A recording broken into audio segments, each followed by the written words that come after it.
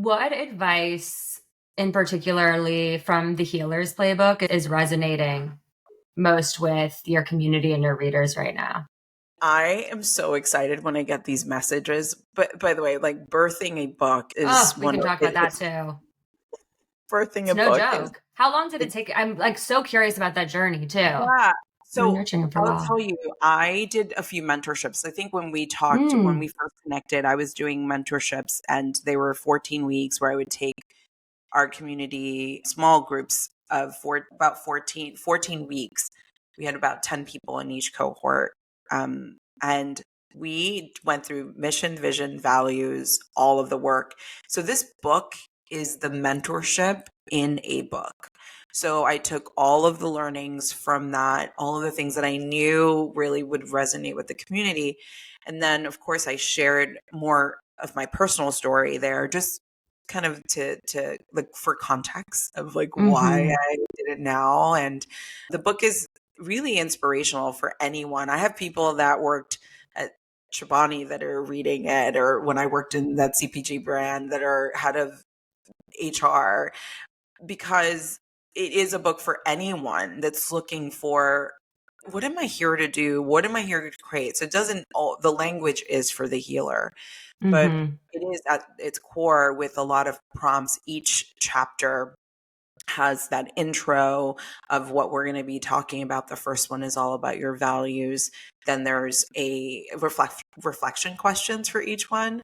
And then we go into the business of it. So I've outlined specific things around, and I was very intentional and meditated on it because I wanted people to have that open heart as they have journaled, and after they've journaled and gone deep into that specific topic, then go into the practical of their business, and then closing it out each chapter with a practice, many practices Mm, that they already know but specific to that topic.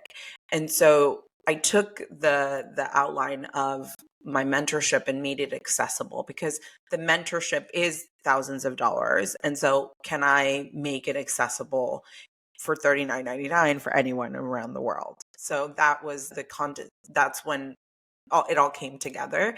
I wanted to write a book last year.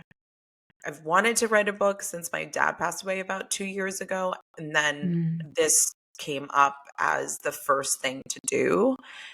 I feel like my second book is being written right now, and it's by the life that I'm living and the experiences that I'm having. So this book is the first one of many, hopefully, that I want to publish.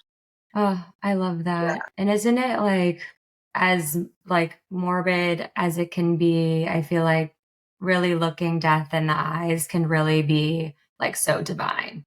Like It it is. really can like when Ugh. you like go into the depths and the I even, darkness by of the way, your I soul. went to get this created. It's called Divine. I had it stitched. Oh So funny you say that. my gosh, we need a I love clothing the line for brand. others. Yes, divine, divine. So yeah, thank Oh, you for that resonates deeply. Yes, you when you see your existence, you understand that it's not about you. It's so much more than anything you ever imagined. it's all about not how you can what can you necessarily do, but like how can you serve? I think that was one of the most powerful shifts for me. And like everything, my energy, my external world really started to shift when I started to ask myself that every single morning versus having it be so what we were talking about, like masculine oriented and just Mhm. like what do the doing. And it's like, how can I drop into a state of being where I am living and breathing my fullest, purest, most authentic expression, and I'm able to serve from that place? Yeah, that's it. That's it. I go to Michael Beckwith's church Agape sometimes here in LA. And Mm. a few weeks ago, he said something that really, to that note, that resonated with me. And I've been using it, and it helps me focus on what I'm doing. He says, instead of being like, can I get blessings today? Or what are the blessings coming to me? How can you become a blessing for someone Mm. else? I love And I was that. like, How can you be a blessing? Because we're asking all the time, we're taking in Yes. our prayers and our meditation, I want this and I need this. And how can we start saying, oh, how can I be the blessing? Oh, It's small, yes. right? Because then when you are so kind and happy and give someone else a compliment, that feels so good. And then I've actually like really found myself being very present and intentional with that recently. And it's been very Yeah. interesting. I've actually noted this to Brandon over the past week. I was like, I have gotten so many free coffees and teas this week because I'm just like back in New York City and I'm like bouncing Mhm. around, so positive, so happy. And all of a sudden, Yeah. it's law of That attraction energy. 101. It's that Yeah. energy is so real. Mhm. I know you have to run in 5 minutes. We're definitely going to have you back. I feel I like I would need to love have that. an LA trip is definitely in my future soon. Please, let's So talk. I would love we to have to talk. do I have this in some person. amazing projects coming up that maybe we can partner on, we could chat Oh, about with love everything that. you have going on. I'm the healer space, which you're coming on. It's called I the love healer that. space. It's a membership model for the healer, the practitioner. A lot of people are saying, I need ongoing support. I wanted something to make it accessible for them in price point. It will be on Mighty Networks. They get Love on, they that. get the support. Any questions around their business? What platform do I use? What tech do I use? There's all of these questions around their business Mm, that they're lost and they want support in. And so we created the healer space and .com, and hopefully by the time this is out, we'll see it. yeah. And yeah. Incredible. I feel like that's going to be such a place where we can learn how to balance the creative, holistic side of ourselves and our work with the strategic. And I feel like you're the perfect person to do that. So thank you so much. And before we dive into quick fire questions, I need to know, like, what are you doing in the mornings and evening right now for your rituals and routines to like really give back to yourself? Because as entrepreneurs, like, I can give, and I'm trying to reroute my personal routines. And I feel like I just am always inspired hearing everyone else's. Yeah. Mine's really easy. I use the Open app to meditate. Mm, I love the yeah. I love the team there, they're friends, and I just love the content. So that for me is my go-to.